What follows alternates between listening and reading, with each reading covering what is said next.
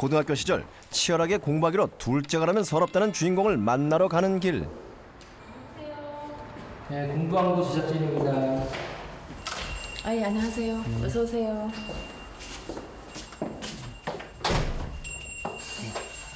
여기가 연정이 공부방입니다. 아무리 공부가 힘들어도 부모님 앞에서는 힘든 내색 한 번 없었다는 이연정 양. 그래서 어느 날 청소하다 보니까 이렇게 적어놓은 다이어리가 있더라고요. 그래서 이제 읽어보니까 너무너무 치열하게 공부를 한 흔적이라서 우연히 연정 양의 일기를 보게 된 어머니는 코끝이 찡해졌다.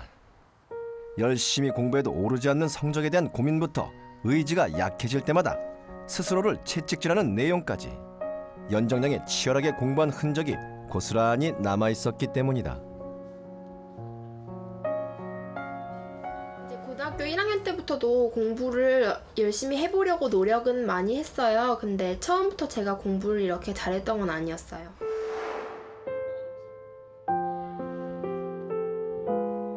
전교 30등 이내에 공부 잘하는 학생들만 모이는 심화반. 연정양은 1학년 첫 모의고사에서 난생 처음 전교 3등을 했고 꿈에 그리던 심화반에 들어갔다. 심화반에 들어가기만 하면 공부도 더 열심히 하고 성적도 쑥쑥 올릴 수 있을 거라고 생각했던 연정양. 하지만 그녀가 공부보다 더 신경 쓴 건 공부 잘하는 학생처럼 보이는 것이었다. 이거 어려운 거잖아. 근데 내 말이 이런 것도 보라. 자신에게 필요한 공부가 아니라 주변 친구들에게 보여주기 위한 공부를 해왔던 것이다. 공부를 어떻게 해야 되는지 제대로 모르는 상태에서 심화반에 들어오다 보니까 일단은 내가 친구들하고 선생님들한테 어떻게 보이는지에 굉장히 급급하게 되는 거예요. 그러면서 이제 사실은 제 수준에 맞는 문제집을 차근차근 풀어나가면서 기초를 쌓아야 되는 시기에 저는 이제 친구들한테 보여주려고 뭐 고난이도 문제집 아니면 뭐 4%의 문제집 이런 거를 쌓아놓고 푼다거나 아니면 친구들이랑 같이 모의고사를 풀 때는 이제 틀린 문제도 맞았다고 채점하면서 옆에 애가 혹시 보진 않나 이런 거에 굉장히 안달을 했었어요. 남들의 시선을 의식한 공부. 그 결과는 성적 하락으로 이어졌다. 점수가 왜 이러지? 심화반에 들어가게 했던 전교 3등이라는 모의고사 성적은 온데간데 없었다. 뿐만 아니라 내신 성적도 여전히 제자리 걸음. 심화반에 공부 잘하는 친구들을 따라잡기는커녕 혼자만 뒤처지고 있다는 생각에 사로잡혔다. 그거를 그만둬야겠다고 생각한 계기는 역시 성적이죠. 성적이 제가 지금까지 얼마나 잘못 공부해 오고 있었는지를 딱 보여줬거든요. 왜냐면 고1 말에 11월 달에 본 모의고사에서 수학이 50점이 나온 거예요. 아, 이걸 내가 지금까지 공부를 하고 있다고 생각해 왔는데 아니었구나. 뭔가 방법을 바꿔야겠다고 생각을 했어요. 도대체 어떻게 해야 성적을 올릴 수 있을까? 연정양은 성적 향상에 효과적인 공부법을 찾아 나섰다. 제가 이제 내신이 워낙 점수가 안 올라서 이것저것 남들 좋다는 거 남들 해봤다는 거 안 해본 공부법이었거든요. 교과서를 토시 하나 안 빼고 처음부터 끝까지 써보기도 했었고요. 화이트보드 삼아가지고 마카로 막 쓰면서 공부를 하기도 했었고요. 그리고 이제 선생님이 수업하신 내용을 갖다가 엄마한테 제가 수업을 하는 형식으로 막 말을 해보기도 했었고. 입 아파. 그때 연정이 모습은 진리를 찾아서 헤매는 아주 몸부림치는 그런 느낌이었어요. 저한테는. 본인은 너무나 열심히 노력하는데 올랐다가 내렸다가 하니까 참 옆에서 보기 안타까웠는데. 남들에게는 효과 만점이었다는 공부법이 연정양에겐 무용지물이었다. 연정아, 공부 잘 되니? 내가 저 회사에서 그 하나 뽑은 건데 근데 한번 읽어보면 도움이 될 것 같아. 그때 공부에 갈피를 잡지 못하는 연정양에게 아버지가 건넨 건 고승덕 변호사의 강의 녹취록이었다. 연정양은 고승덕 씨가 500페이지가 넘는 50여 권의 책들을 모두 7번씩 읽고 사법고시에 합격했다는 이야기에 주목했다. 책을 7번? 한번 해볼까?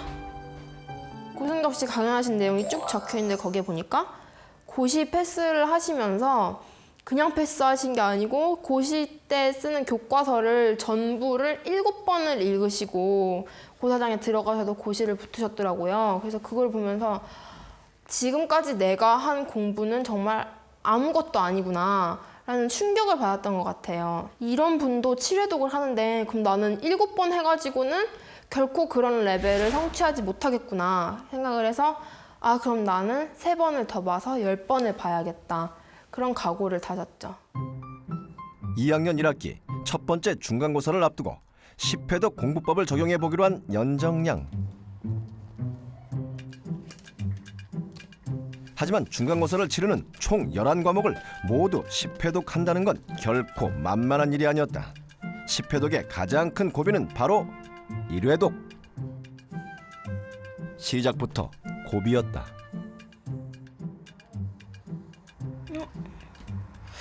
유형원? 아 여기 유형원 이익? 아 이익 아 이게 뭐 잘 안 읽히네.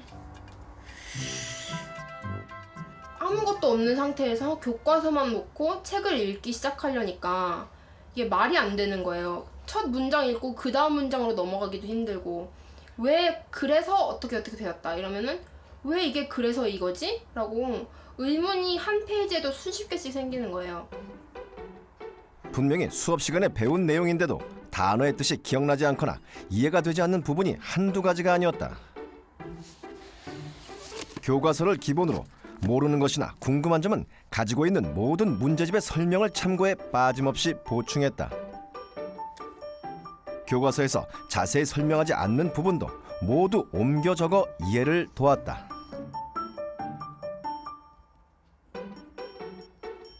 참고서로 해결되지 않는 부분은 선생님께 묻고 그 답을 찾았다. 그렇게 뼈대를 세우고 그 안에 살을 붙이는 단권화 작업을 거치면서 교과서를 읽어가는데 조금씩 속도가 붙기 시작했다.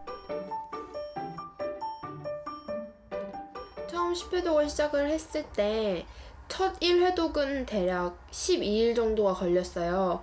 엄청 오랜 시간이 걸려서 이거를 10회독을 다 해낼 수 있을까 그런 생각이 들었는데 그 이후에 두 번째 회독부터는 12일이 걸리지 않더라고요.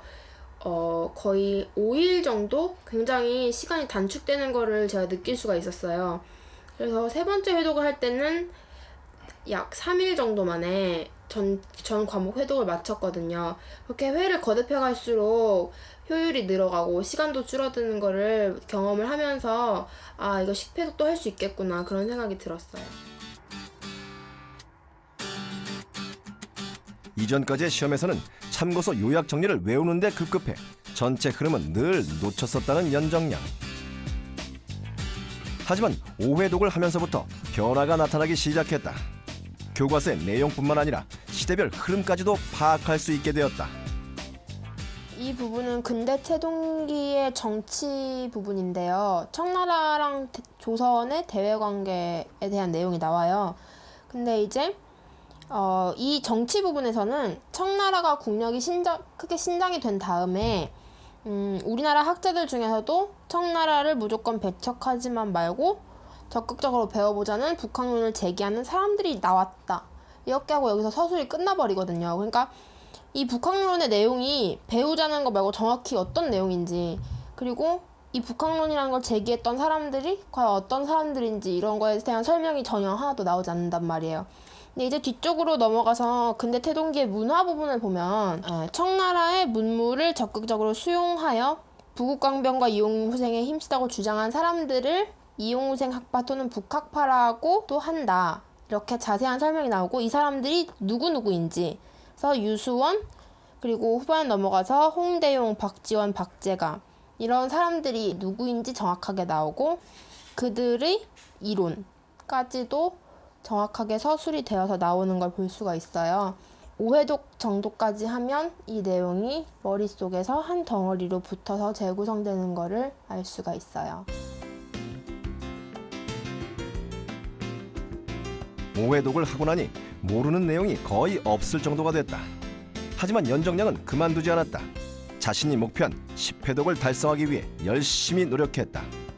7회독을 했을 때 얻을 수 있는 효과 중에 하나가 전혀 교과서에는 명시적으로 서술되어 있지 않은 것 중에서 연결고리를 파악할 수 있는 거거든요. 예를 들어서 이제 1920년대에 일제가 문화통치를 했는데 이 문화통치의 내용이라는 게 한마디로 말하면 풀어주는 거거든요.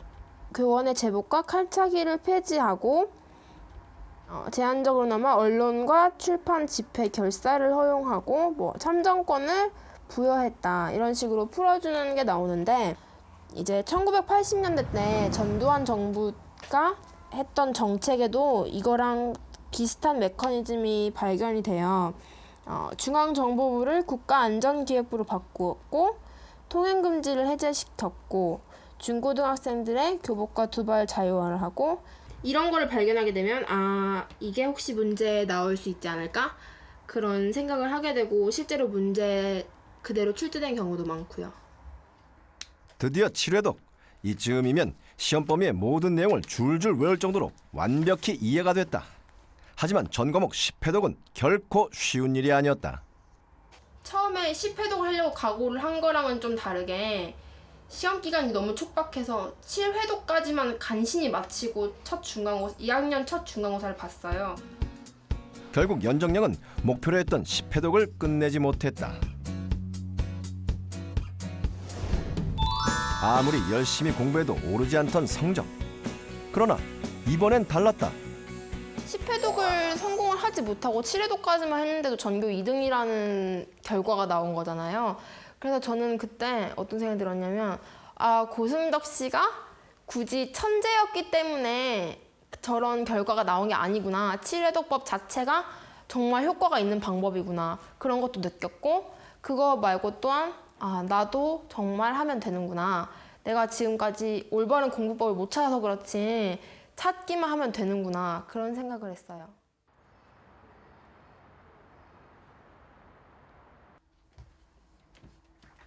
다음 목표는 전교 1등. 반드시 10회독을 완성해 보기로 했다.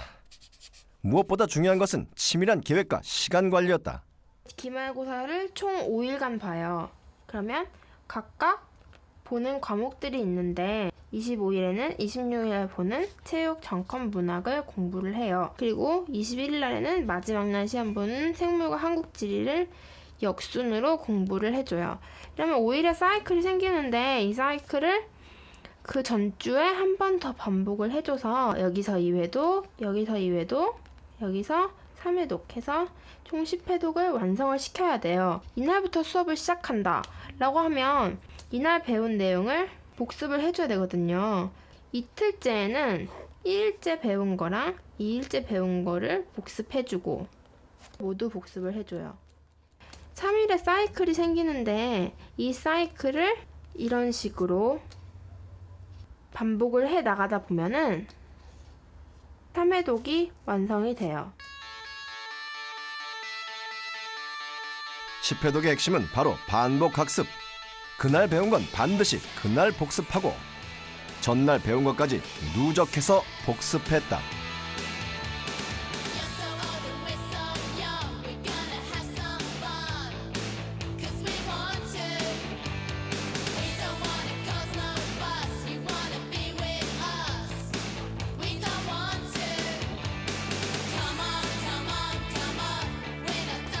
이건 다 했다. 10회독은 7회독이랑도 좀 약간 달라요. 8번, 9번, 10번까지 읽게 되면은 진짜 교과서의 구석탱이에 있는 아주 사소한 디테일, 어떤 연도라던가 어떤 숫자라던가 이런 것까지 저절로 외워지게 되는 거예요. 그래서 이제 눈을 감으면 눈앞에 교과서가 떠오르는데 왼쪽 하단에 어떤 그림이 있었고 오른쪽 상단에 어떤 그래프가 있었는데 그 페이지 안에 어떤 내용이 있었다. 그래서 그거를 거의 시험 시간에 머릿속에서 펼쳐서 볼 수 있을 정도로. 기말고사 전교 1등. 전 과목 10회독 공법의 효과. 연정량은 성적으로 증명했다. 1등이라는 게 중요한 게 내 앞에 달리는 사람이 아무도 없다는 거잖아요. 그래서 이제 주변 사람들도 반응이 완전히 달라진 거예요. 저를 보는 눈빛도 달라지고 저를 대하는 대우도 달라지고 그래서 이제 전교 1등이라는 그 타이틀뿐만이 아니라 그게 가져다주는 이런 어떤 외부적인 것들 있잖아요. 주변 사람들의 부러움, 뭐 시선이라던가 그런 것에 완전히 도취가 된 거죠. 근데 어쨌든 기분은 굉장히 좋았어요. 공부라는 거는 새로운 사실을 기억하고 자기 거를 만드는 거잖아요. 그 과정에 가장 필요한 게 여러 번 반복하는 거예요. 공부 잘하는 애들 보면 학교에서 공부한 거를 다시 반복하는 거예요. 그러니까 공부를 잘하기 위해서는 공부한 거를 한 번에 끝내지 말고 계속 반복해서 자기로 만드는 과정이 꼭 필요하다고 볼 수 있는 거죠.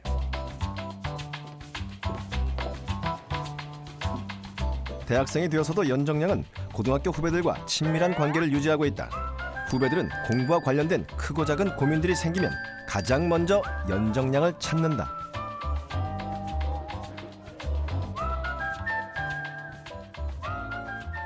연정량이 학교에 온다는 소식을 듣고 일찍부터 마중 나와 있는 후배들.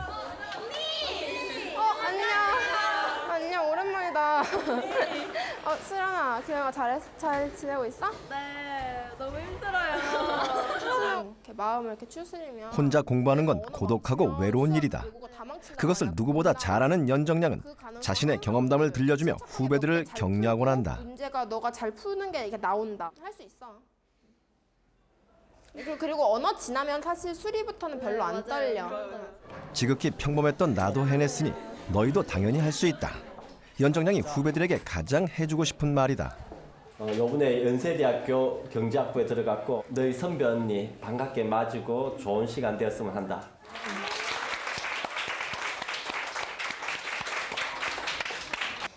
질문 있는 학생들한테 내가 질문 받는 형식으로 할게요. 계속 점수가 1학년 때는 50점이 나왔었고 2학년 때 조금씩 올려서 60점대, 70점대가 나왔어요. 근데 그 정도만 해도 아주 못하는 건 아닌데 솔직히 상위권에 진입하려면은 그 정도로는 턱없이 부족하잖아요. 그래서 이제 2학년 겨울방학을 어떤 발판으로 삼아서 수학을 올리려고 각오를 했어요. 내신 수업 들으면서 문제 같이 전 과목 10회독이면 내신 전교 1등은 문제 없었다. 어떻게 해야 되나 하다가 이제 하지만 10회독만으로는 해결되지 않는 과목. 그것은 수학이었다. 이게 제가 고1, 고2 때 본 수학 모의고사 시험지예요. 앞에 2점, 3점짜리 이렇게 개념이 별로 응용되지 않은 문제 같은 경우에는 굉장히 쉽게 대부분 다 맞는 모습을 보이는데 4점짜리 같은 경우는 거의 손도 대지 못하고 하나도 풀지 못했어요. 10회독으로 수학 개념을 완벽하게 숙지한 연정량. 문제는 그 개념을 어떻게 적용하느냐였다. 그럼 문제가 복잡하니까 한번 처음부터 끝까지 내가 한번 문제에서 개념을 뽑아내서 보기 좋게 정리를 하면 문제가 잘 풀리지 않을까라는 생각을 했어요. 고난이도 수학 문제는 여러 가지 복합적인 개념으로 이루어져 있다. fx는 0의 실근이 존재하지 않는다고 했으니까 이게 첫 번째 힌트예요. 실근이 존재하지 않는다. a, b는 정수이다. 그리고 세 번째로 x-1로 나눈 나머지, 이렇게 해서 나머지 정리에 대한 내용이 또 복합되어 있어요. 순서대로 등차 수열을 이루고 있다고 해서 또 수열에 관한 내용이 들어가 있고요. 실근이 존재하지 않는다. 나머지 n. 방정식의 근을 판별하는 개념이 하나 숨어 있고, 두 번째로 나머지 정리에 대한 개념이 숨어 있고, 또 마지막으로 등차 수열, 그 중에서도 MNP라는 등차 중앙에 관한 개념이 숨어 있고요. 작은 조건들이 숨어 있어요. 근데 이제 이 조건 중에 하나나 아니면 힌트를 하나라도 못 뽑아내면 제대로 된 정답에 다다를 수 없기 때문에 이거를 모두 뽑아내 주는 것이 굉장히 중요한 과정이에요. 아무리 어려운 문제라도 힌트는 문제 안에 있는 법. 연정량은 문제 속의 힌트를 찾고 해당되는 개념을 정리한 후 문제를 풀어나갔다.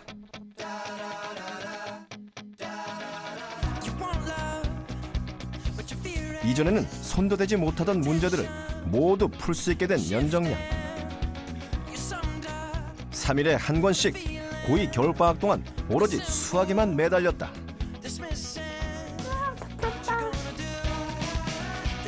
틀린 문제들은 따로 모아서 오답 노트를 만든 연정량. 한 번 틀린 문제를 자꾸만 틀리기 때문이었다.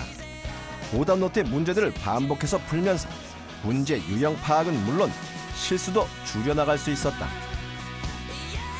최고 난이도 문제 10번 풀이. 연정량은 결국 수학도 10번이라는 공부법으로 완성할 수 있었다. 포기하지 않으니 불가능은 없었다. 마침내 수학 100점. 꿈에 그리던 점수였다.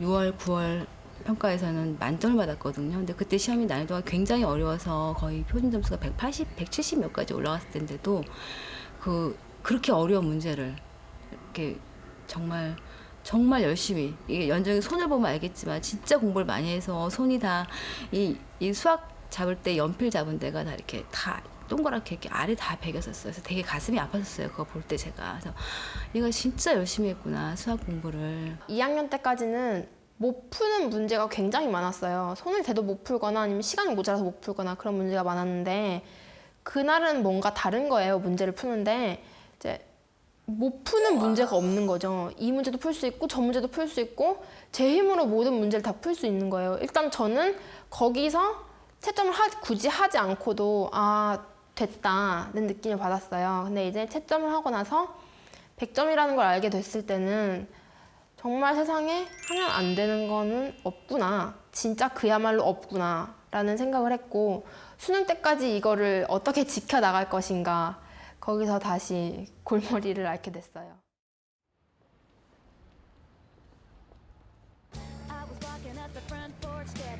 대학에서의 첫 해를 누구보다 즐겁게 보내고 있는 연정량.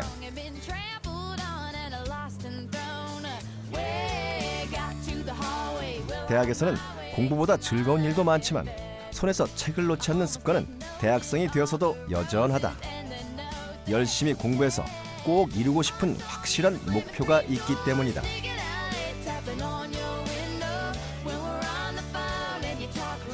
제가 가장 존경하는 경제학자인 알프레드 마샬이 경제학자는 냉철한 두뇌와 따뜻한 가슴을 지녀야 한다라는 말씀을 하셨어요. 저 항상 이 말씀을 행동으로 옮기면서 살아가는 사람이 되고 싶어요. 그래서 이 세상에 너무 소외된 곳에 계신 분들이 많은데 그렇게 혜택받지 못한 사람들을 위해서 빛을 전하는 사회적 기업인이 되는 게 제 꿈이자 목표예요.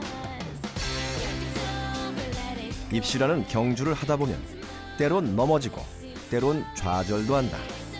하지만 중요한 건 다시 일어나 끝까지 완주하는 것이다. 연정량은 말한다. 끝까지 포기하지 않는 것. 그것이 지금 잘하는 것보다 훨씬 중요하다고.